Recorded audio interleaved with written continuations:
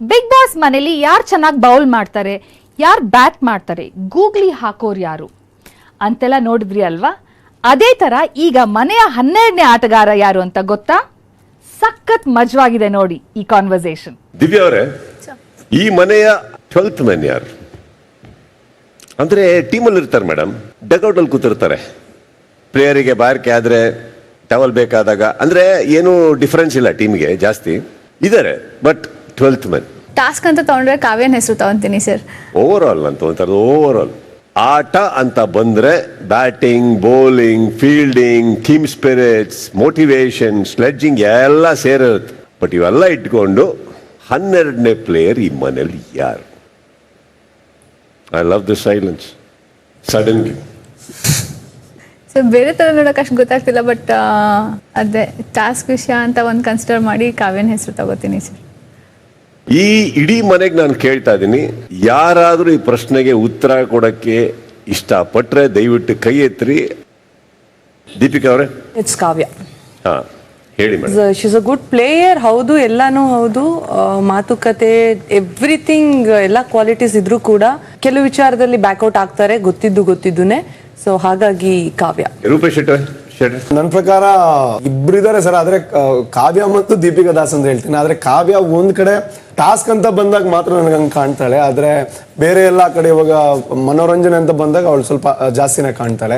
So Deepika Das ಅವರು ನನ್ನ ಪ್ರಕಾರ ಟಾಸ್ಕ್ ವಿಚಾರದಲ್ಲಿ ಆಡ್ತಾರಿಲ್ಲ ಅಂತಲ್ಲ, ಬಟ್ ಕೆಲವೊಂದು ವಿಚಾರಗಳಲ್ಲಿ ಅವರ ಒಪಿನಿಯನ್ ಅನ್ನ, ಅಂದ್ರೆ ಈ ಅಲ್ಲಿ ಬಂದು ಹೇಳ್ಬೇಕಾದ್ರೆ ಹೇಳ್ತಾರೆ, ಬಟ್ ಕೆಲವೊಂದು ಟೈಮಲ್ಲಿ ನನ್ಗೆ ಅನ್ಸುತ್ತೆ ಅವರು ಎಲ್ಲೋ ಒಂದ್ ಕಡೆ ಬೇಡ, ನನ್ನ ಒಪಿನಿಯನ್ ಇಲ್ಲಿ ಬೇಡ ಅಂತ ಅವರು ಒಪಿನಿಯನ್ ಇದ್ರು ಅದನ್ನ ಹೇಳಲ್ಲ ಅನ್ನೋ ಅಂಥದ್ದು ಕೆಲವು ಸಲ ನನಗೆ ಅನ್ಸುತ್ತೆ. ಸೊ ಹಾಗಾಗಿ ಕೆಲವು ವಿಚಾರಗಳಲ್ಲಿ ಅವರು 12th ಮ್ಯಾನ್ ಆಗಿರ್ತಾರೆ ಅನ್ಸದ್ದು ನನ್ನ ಭಾವನೆ. ಹರ್ಷವರ್ಧನ್ ಅವರೇ?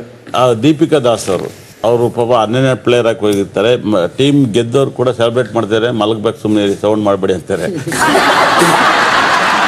ದೀಪಿಕಾ ದಾಸ್ ಅವರು.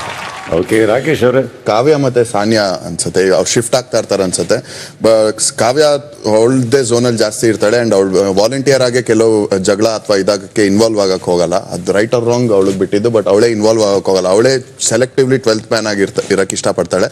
ಬಟ್ ಈ ಲಾಸ್ಟ್ ಒಂದು 2 weeks ಇಂದ ಯಾಕೋ ಸಾನ್ಯಾ 12th ಮ್ಯಾನ್ ಆಗಿ ಎಕ್ಸ್ಟ್ರಾ ಪ್ಲೇಯರ್ ಆಗಿದ್ದಾಳೆ ಅಂತ ಅನಿಸ್ತಾ ಇದೆ. ಗುಡ್. ಈ ವಾರ ಟಾಸ್ಕ್ ಹೇಗಿತ್ತು?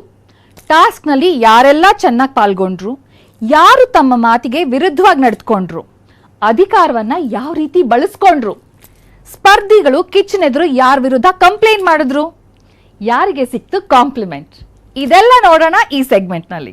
ನಿಮ್ಮ ಪ್ರಕಾರ ನೀವು ಕ್ಯಾಪ್ಟನ್ ಸ್ಥಾನದಲ್ಲಿ ಇದ್ಕೊಂಡು ಇಡೀ ಟಾಸ್ಕ್ಸ್ ನ ನಿಮ್ಮ ಕಣ್ಣಿಗೆ ಹೇಗೆ ಕಾಣಿಸ್ತಾ ಇತ್ತು?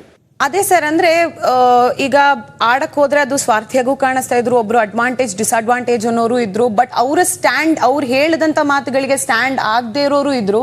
ಬಟ್ ಅದನ್ನ ಏನಾದ್ರು ಹೇಳಿದಾಗ ಇನ್ನೊಬ್ರ ಕಡೆ ಪಾಯಿಂಟ್ ಮಾಡೋದಿರ್ಬೋದು, ಅಥವಾ ಬಜರ್ ಅಂತ ಬಂದಾಗ್ಲೂ ಅಷ್ಟೇ ತುಂಬಾ ಒಂದ್ ಕಡೆ ಬೇರೆಯವ್ರು ಒಬ್ರಿಗೇನೆ ಬ್ಲೇಮ್, ಅದ್ ನಾನು ಅಂತ ಹೇಳ್ತಾ ಇಲ್ಲ, ಪ್ರತಿಯೊಬ್ಬರಿಗೂ ಬ್ಲೇಮ್ ಆಗ್ತಿದೆ ಜಾಸ್ತಿ ನಾನು ನೋಡ್ತಾ ಇದ್ದೆ. ಆಮೇಲೆ ಅಧಿಕಾರ ಸಿಕ್ದಾಗ್ಲೂ ಅಷ್ಟೇ, ಅದೇನಾದ್ರೂ ನೆಗೆಟಿವ್ ಆಗಿ ಬಂದಾಗ, ಯಾರಿಗಾದ್ರೂ ಸಿಕ್ಕಿದಾಗ ಅವರು ಅದನ್ನ ರಿಸೀವ್ ಮಾಡ್ತಿದ್ದ ರೀತಿನೂ ಇರಬಹುದು, ಅಥವಾ ಕೆಲವೊಬ್ರು ಅದನ್ನ ಅಧಿಕಾರನ ತುಂಬಾ ಚೆನ್ನಾಗಿ ಬಳಸ್ಕೊಂಡಿದ್ದ ರೀತಿನೂ ಇರ್ಬೋದು. ಅದು ಕೂಡ ಈ ವಾರ ನನಗೆ ಓವರ್ ಆಲ್ ಟಾಸ್ಕ್ ಅಲ್ಲಿ ಕಾಣಿಸ್ತು ಸರ್. ಓಕೆ, ಅಮೂಲ್ಯ ಅವರೇ? ಸೊ ನನ್ಗೆ ಅನ್ಸಿದ್ದು ಬಿಗ್ ಬಾಸ್ ಕೊಟ್ಟಿದ್ದ ಟಾಸ್ಕ್ನ ನಾವು ಕರೆಕ್ಟಾಗಿ ಆಡಲಿಲ್ಲ ಅನ್ನೋದು ಎಂಡ್ ಆಫ್ ದ ಡೇ. ಯಾಕಂದರೆ ಬಿಗಿನಿಂಗಲ್ಲೇ ತುಂಬ ಮೆಸ್ ಸ್ಟಾರ್ಟ್ ಆಯಿತು.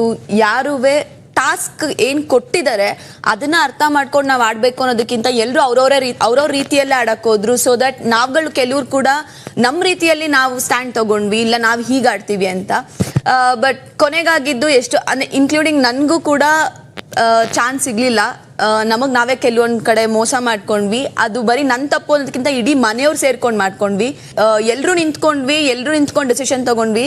ಕೊನೆಗೆ ಬಂದಾಗ ಕ್ಯಾಪ್ಟನ್ನ ಕೂಡ ನಾವು ಬ್ಲೇಮ್ ಮಾಡಿದ್ವಿ. ಸರ್ ನನ್ಗನ್ಸಿದ್ದು ಎಲ್ಲೋ ಒಂದು ಕಡೆ ಬಿಗ್ ಬಾಸ್ ಕೊಟ್ಟಿದ್ದ ಟಾಸ್ಕ್ನ ನಾವು ಕರೆಕ್ಟಾಗಿ ಆಡಲಿಲ್ಲ ಅನ್ನೋದು ಸರ್. ಓಕೆ, ದೀಪಿಕಾ ಅವರೇ? ಸರ್ ನನಗೆ ಕ್ಲಿಯರ್ ಆಗಿ ಇದೊಂದು ರನ್ನಿಂಗ್ ರೇಸ್ ಥರನೇ ಕಾಣಿಸ್ತಾ ಇತ್ತು ಸರ್. ಬೇಸಿಕಲಿ ಈ ಥರ ಬಜರ್ ಎಲ್ಲ ಕೊಡೋದು ಏನಂತ ಹೇಳಿದ್ರೆ, ಎಲ್ರಿಗೂ ಅಲ್ಲಿ ಹೋಗಬೇಕಾದ್ರೆ ಅಥವಾ ಬರಬೇಕಾದ್ರೆ ಏನಾದರೂ ಮಾಡಬೇಕಾದ್ರೆ ಆಪರ್ಚುನಿಟೀಸ್ ಸಿಗಲಿ, ಅಥವಾ ಲಕ್ ಅಂತಲೂ ಏನು ಕರಿತೀವಿ, ಆ ಲಕ್ ಮುಖಾಂತರನಾದರೂ ನಮಗೆ ಬಜರ್ ಹೊಡೆಯೋದಕ್ಕೆ ಆಪರ್ಚುನಿಟಿ ಸಿಗಲಿ. ಸೊ ಇಲ್ಲಿ ಯಾವುದೇ ರೀತಿಯ ಫಿಸಿಕಲ್ ಸ್ಟ್ರೆಂತ್ ಆಗಲಿ ಅಥವಾ ಮೆಂಟಲ್ ಸ್ಟ್ರೆಂತ್ ಆಗಲಿ ತೋರಿಸೋವಂಥ ಯಾವುದೇ ಅವಶ್ಯಕತೆ ಇರಲಿಲ್ಲ. ಬಟ್ ಅನ್ನೆಸೆಸಿಟಿಯಾಗಿ ನಾವು ಅದನ್ನು ನಾವೇ ಒಂದು ಲೈನ್ ಹಾಕೊಂಡು ಮಾಡ್ಕೊಂಡ್ವಿ. ಸೊ ಈ ಲೈನ್ ಹಾಕೊಂಡ್ವಿ ಅನ್ನೋದಕ್ಕಿಂತ ಒಂದು 3-4 ಜನ ಏನಂತ ಅನ್ಕೊಂಡ್ರು, ಬೇಡ ಎಲ್ಲರೂ ಹತ್ರ ನಿಂತ್ಕೋತಿದ್ದಾರೆ ಹೀಗೆಲ್ಲ ಮಾಡ್ತಿದ್ದಾರೆ ಅಂತ ಹೇಳ್ಬಿಟ್ಟು ಏನು ಪ್ರಾಬ್ಲಮ್ ಆಗ್ತಿತ್ತು ಆ ಪ್ರಾಬ್ಲಮ್ನ ಸಾಲ್ವ್ ಮಾಡೋದಕ್ಕೆ ಇದನ್ನು ತುಂಬ ಸಿಂಪ್ಲಿಫೈ ಮಾಡೋದಕ್ಕೆ ಹೋದ್ವಿ. ಒಂದಷ್ಟು ಕರೆಕ್ಟ್ ಮಾಡ್ಕೊಳ್ಳೋ ಪ್ರಯತ್ನದಲ್ಲಿ ತುಂಬ ಸಿಂಪ್ಲಿಫೈ ಮಾಡಿಕೊಂಡು ಆಟನ ಹಾಳು ಮಾಡಿದ್ವಿ ಅಂತ ನನಗನ್ನಿಸ್ತು ಸರ್. ಓಕೆ, ಕಾವ್ಯ ಅವರೇ? ನನ್ನ ಪ್ರಕಾರ ಬಿಗ್ ಬಾಸ್ ಒಂದು ರೂಲ್ ಕೊಟ್ರೆ ಇಲ್ಲಿ ನಾವೇ ಎಲ್ಲೋ ಒಂದ್ ಕಡೆ 3-4 ಜನದಿಂದ ಬೇರೆ ರೂಲ್ ಮಾಡ್ಕೊಂಡ್ವಿ. ಅದರಿಂದ ಎಲ್ರಿಗೂ ಅಪರ್ಚುನಿಟಿ ಸಿಗ್ಲಿಲ್ಲ, ಎಲ್ರೂ ಟಾಸ್ಕ್ ಆಡ್ಲಿಕ್ಕೆ ಆಗ್ಲಿಲ್ಲ. ಯಾರು ಚೆನ್ನಾಗಿ ಓಡ್ತಾರೋ ಅವ್ರು ಹೋಗಿ ಮುಟ್ತಾ ಇದ್ರು, ಅವರು ಒಂದು ಪವರ್ ಪಡಿತಿದ್ರು. ಸೊ ಅವರು ಯಾರಿಗೆ ಆ ಪವರ್ ಕೊಡಬೇಕು ಕೊಡ್ತಿದ್ರು ಗೆದ್ದಾಗ. ಸೊ ಎಲ್ಲೋ ಒಂದು ಕಡೆ ಎಲ್ರಿಗೂ ಮೋಸ ಆಯಿತು ಇಲ್ಲಿ. ಅಂದರೆ ಯಾರ್ಯಾರಿಗೆ ಸಿಕ್ಕಿಲ್ಲ ಅವ್ರಿಗೆಲ್ರಿಗೂ ಮೋಸ ಆಯಿತು. ಆ್ಯಂಡ್ ಆ್ಯಕ್ಟಿವಿಟಿ ಅಂತ ಬಂದಾಗ ದೈನಂದಿನ ಚಟುವಟಿಕೆ ಅಂದಾಗ ಕೆಲವೊಬ್ರು ಅದನ್ನು ಕೂಡ ಮಾಡಲಿಲ್ಲ. ಸೊ ಅಲ್ಲಿ ಹೋಗಿ ನಿಂತ್ಕೋತಾ ಇದ್ರು. ಸೊ ಎಲ್ಲೋ ಒಂದು ಕಡೆ ಇಡೀ ಮನೆ ಒಂಥರ ಎಲ್ಲೋ ನಾವು ಒಂದು ರೇಸಿಗೆ ಬಂದಿದ್ದೀವಿ, ಅದನ್ನ ನೋಡಕ್ ಬಂದಿದ್ದೀವಿ ಅನ್ನೋ ಥರನೇ ಇತ್ತು. ರೂಪೇಶ್ ಅವರೇ? ಸರ್, ಬಿಗ್ ಬಾಸ್ ಏನ್ ಹೇಳಿದ್ರು, ದೈನಂದಿಕ ಚಟುವಟಿಕೆಯಲ್ಲಿ ನಿರತರಾಗಬೇಕು, ಅದ್ರ ಜೊತೆ ಆಟ ಆಡಬೇಕು ಅಂತ. ಅಲ್ಲಿ ಏನಾಯ್ತು ಅಂತಂದ್ರೆ ದೈನಂದಿಕ ಚಟುವಟಿಕೆಯ ಬಗ್ಗೆನೇ ಗೊಂದಲಗಳು ಶುರುವಾಯಿತು. ಅಲ್ಲಿ ಕ್ಯಾಪ್ಟನ್ ಸ್ವಲ್ಪ ಚರ್ಚೆಗಳನ್ನ ಮಾಡಿ ಇನ್ನೊಂದು ಸ್ವಲ್ಪ ಅದ್ರ ಬಗ್ಗೆ ಗಮನ ಹರಿಸಬೇಕಾಗಿತ್ತು ಅಂತ ನನ್ನ ಭಾವನೆ. ಯಾಕೆಂತಂದ್ರೆ ಅವರು ಕ್ಯಾಪ್ಟನ್ಗಿಂತ ಜಾಸ್ತಿ ಒಂದ್ ಸ್ವಲ್ಪ ಅಂಪೈರ್ ಆಗಿದ್ರು ಅನ್ನೋಂಥದ್ದು ನನ್ನ ಭಾವನೆ. ಅಲ್ಲಿ ಅಂಪೈರ್ ಜಾಸ್ತಿ ಆಗಿದ್ರು, ಅದರ ಜೊತೆ ಮನೆಯ ಕ್ಯಾಪ್ಟನ್ ಕೂಡ ಅನ್ನೋಂಥದ್ದು ಒಂದು ಸ್ವಲ್ಪ ಅಲ್ಲಿ ಮಿಸ್ ಆಯ್ತು ಅಂತ ಅನ್ಕೋತೀನಿ. ಆ ಗೊಂದಲ ಆದಾಗ ಸರ್ ಬೇರೆ ಏನು ಆಯ್ಕೆ ಇರಲಿಲ್ಲ. ಅಲ್ಲಿ ಎಲ್ಲ ಅದ್ರ ಸುತ್ತ ನಿಂತ್ಕೋತಾ ಇದ್ರು ಸರ್. ಕೇಳಿದಾಗ ಎಲ್ಲ ಅಂದ್ರೆ ಎಲ್ರು ಅಂತ ಒಂದು 3-4 ಜನ.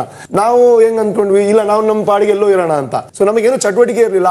ಆವಾಗ ಒಂದ್ ಕಡೆ ಅನ್ನಿಸ್ತಾ ಇತ್ತು, ಹಂಗಿದ್ರೆ ನಾವು ಗೇಮೇ ಬಿಟ್ಕೊಟ್ಟಂಗೆ ಆಗುತ್ತೆ, ಆ ಥರ ಇದ್ದವ್ರು ಬಜರ್ ಹೋಗ್ತಾರೆ. ಸೊ ಈ ಗೊಂದಲ ಇತ್ತು, ಗೊಂದಲಕ್ಕೂ ಉತ್ತರ ಇರಲಿಲ್ಲ ಸರ್.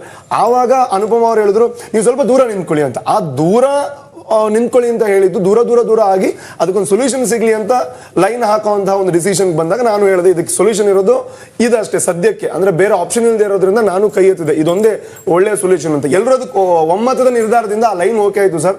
ಯಾವಾಗ ನಾನು 3 ಸಲ ಓಡಿದೆ ಸರ್, ಆವಾಗ ಶುರು ಆಯ್ತು ಸರ್, ನೀವು ಚೆನ್ನಾಗಿ ಓಡ್ತೀರ ಅಂತ ಒಬ್ಬಿಬ್ರು ಹೇಳಿದ್ರು. ಸಂಬರ್ಗಿ ಅವ್ರು ಹೇಳಿದ್ರು, ನೀವು ಚೆನ್ನಾಗಿ ಓಡ್ತೀಯ ಮಗ ನೀನು ಅಂತ. ಆದ್ರೆ ಅದು ಬಿಟ್ಟು ನೀನೇ ಓಡ್ತಾ ಇದೀಯಾ, ನೀನೇ ಇದು ಮಾಡ್ತಾ ಇದೀಯಾ, ಅದೇ ಜಾಸ್ತಿ ಆಗ್ತಾ ಹೋಯ್ತು ಸರ್. ಎಲ್ಲೋ ಒಂದ್ ಕಡೆ ನನ್ಗೆ ಅನ್ನಿಸ್ತು, ಎಲ್ಲಾ ಸೇರ್ಕೊಂಡು ಮಾಡಿದ್ರು.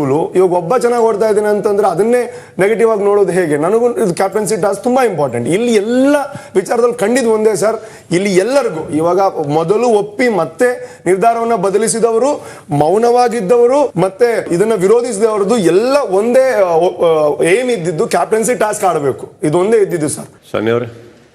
ಸರ್, ಇಲ್ಲಿ ತುಂಬಾ ಫೇರ್ ಅನ್ಫೇರ್ ಅನ್ನೋ ಚರ್ಚೆಗಳಾಯ್ತು. ಬಟ್ ಕ್ಯಾಪ್ಟನ್ ನ ಬ್ಲೇಮ್ ಮಾಡಕ್ ಹೋಗಲ್ಲ, ಯಾಕಂದ್ರೆ ಇಲ್ಲಿ ಎಲ್ರದ್ದು ಪಾಲ್ ಅಷ್ಟೇ ಇದೆ sir. Probably at that point ವಿರೋಧ ಮಾಡ್ಬೇಕಾದ್ರೆ ಇನ್ನು ಸ್ಟ್ರಾಂಗ್ ಆಗಿ ವಿರೋಧ ಮಾಡಿದಿದ್ರೆ, ಅಥವಾ ಇನ್ನು ಬೇರೆ ಏನಾದ್ರು ಸೊಲ್ಯೂಷನ್ಸ್ ನಾವು ಕೂಡ ತಂದಿದ್ರೆ ಅದನ್ನ ಅವ್ರು ಇಂಪ್ಲಿಮೆಂಟ್ ಮಾಡಬಹುದಾಗಿತ್ತು. ಅವ್ರ ತಲೆಗೆ ಆ ಪಾಯಿಂಟ್ ಆಫ್ ಟೈಮಲ್ಲಿ ಏನ್ ತೋಚ್ತು, ಅಂಡ್ ನಮ್ಮ ತಲೆಯಲ್ಲಿ ಸರಿ ಇದೇನೋ ಆಪ್ಷನ್ ಹೋಗ್ಲಿ ಬಿಡು ಅಂತ ನಾವೆಲ್ಲರೂ ಒಪ್ಕೊಂಡು ಸುಮ್ಮನಾದ್ವಿ. ಸೊ ಇನ್ ದಿ ಎಂಡ್ ಒಬ್ರಿಗೆ ಅಡ್ವಾಂಟೇಜ್ ಆಯ್ತು, ಇನ್ನು ಕೆಲವ್ರಿಗೆ ಇಟ್ ವಾಸ್ ಅ ಸ್ಪೋರ್ಟ್ ಅಂತ ಅನಿಸ್ತು ಸರ್.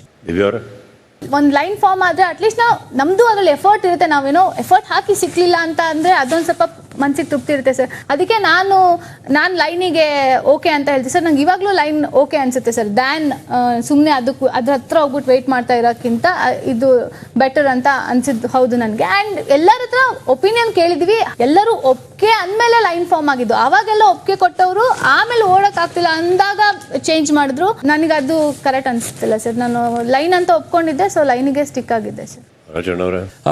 ಇದು ಎಲ್ಲರ ಡಿಸಿಷನ್ ಆದ್ರಿಂದ ಅದು ಒಂದ್ ಕಡೆ ಯೋಚನೆ ಮಾಡಬೇಕಾಗುತ್ತೆ. ಬಿಗ್ ಬಾಸ್ ನಿಯಮವನ್ನ ನಾವು, ನನ್ನನ್ನು ಸೇರಿದಂತೆ ನಾವು ಆ ನಿಯಮವನ್ನ ಮುರಿದಿದ್ದೆಲ್ಲ ಒಂದ್ ಕಡೆ ನನಗೂ ಸರಿ ಕಾಣಿಸ್ಲಿಲ್ವೇನೋ ಅಂತ ಅನ್ಸುತ್ತೆ ಸರ್, ಅಷ್ಟೇ ನನ್ನ ಅಭಿಪ್ರಾಯ. ಅರುಣ್ ಸರ್? ಪ್ರತಿಯೊಬ್ಬನಿಗೆ ಅವಕಾಶವನ್ನು ಮಾಡಿಕೊಟ್ಟಂತ ಬಿಗ್ ಬಾಸ್ ಇಂದ ಅವಕಾಶ ವಂಚಿತರನ್ನಾಗಿ ಮಾಡಿ ಅದನ್ನೊಂದು ಆಟದ ಮೈದಾನದ ತರ ಒಂದು ಸ್ಕ್ವೇರ್ ಮಾಡಿ ಅಲ್ಲಿ ಇಟ್ಟಾಗ ಅನ್ಸಿದ್ದಿಷ್ಟೇ, ಎಲ್ಲೋ ಹೂವಿನ ಗಿಡ ಕಿತ್ತು ಪಾರ್ಥೇನಿಯಂ ಗಿಡ ನೆಟ್ಟದಂಗೆ ಅನಿಸ್ತಾ ಇತ್ತು. ಒಂದು ಬೇಸರ ಆಗಿದ್ದೇನು ಅಂದ್ರೆ, ದೈನಂದಿನ ಚಟುವಟಿಕೆ ಅಂತ ಒಂದು ಲೈನ್ ಬಂದಾಗ ನಮ್ಮ ದೈನಂದಿನ ಜೀವನವನ್ನೇ ಕಳ್ಕೊಂಡ್ಬಿಟ್ವಿ. ಅವರು ಕೊಟ್ಟ ಸ್ವತಂತ್ರವನ್ನ ತೆಗೆದು ನಿಯಮಗಳನ್ನು ಹಾಕೊಂಡು ನಮ್ಮ ಸ್ವತಂತ್ರವನ್ನ ಕಳ್ಕೊಂಡ್ವಿ ಅಂತ ಅನ್ಸುತ್ತೆ. ಎಲ್ಲರಿಗೂ ಆಟ ಆಡ್ತಾನೆ ಅಧಿಕಾರವೂ ಸಿಗಲಿ, ಅವರಿಗೆ ಬೇರೆ ತರ ಸವಲತ್ತು ಸಿಗಲಿ ಅನ್ನೋದು ಸಿಗದೆ ಇರೋದು ನನಗೆ ಬಹಳ ನೋವು ಮಾಡಿದೆ. ಎಲ್ಲರೂ ನಿಮ್ಮ ಒಪಿನಿಯನ್ಸ್ ಕೊಟ್ರೆ, ಇಡೀ ವಾರ ಈ ಕ್ಲಾರಿಟಿ ಇದ್ದಿದ್ರೆ ಚೆನ್ನಾಗಿರೋದೆ ಅಂತ ಅನಿಸ್ತು.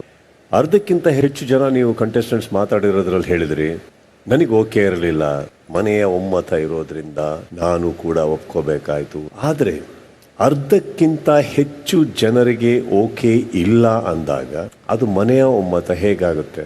ನಿಮಗೆ ನೀವೇ ಈ ಪ್ರಶ್ನೆಗಳನ್ನ ಕೇಳ್ಕೊಳ್ಳಿ. ಇದ್ರ ಮುಂದೆ ಇದಕ್ಕೆ ಫ್ಯೂಚರ್ ಇಲ್ಲ. ದೊಡ್ಡ ಮನೆಯಲ್ಲಿ ದೊಡ್ಡ ರಂಪಾಟ ಆಗಿತ್ತು. ಸಂಬರ್ಗಿ ಕನ್ನಡಿಗರಿಗೆ ಕ್ಷಮೆ ಕೇಳಿದ್ರು. ಈ ವಿಚಾರದ ಬಗ್ಗೆ ಕಿಚನ್ ಮುಂದೆ ರೂಪೇಶ್ ಪ್ರಶಾಂತ್ ಹೇಳೋದೇನು ನೋಡೋಣ ಸ್ಮಾಲ್ ಬ್ರೇಕ್ನ ನಂತರ.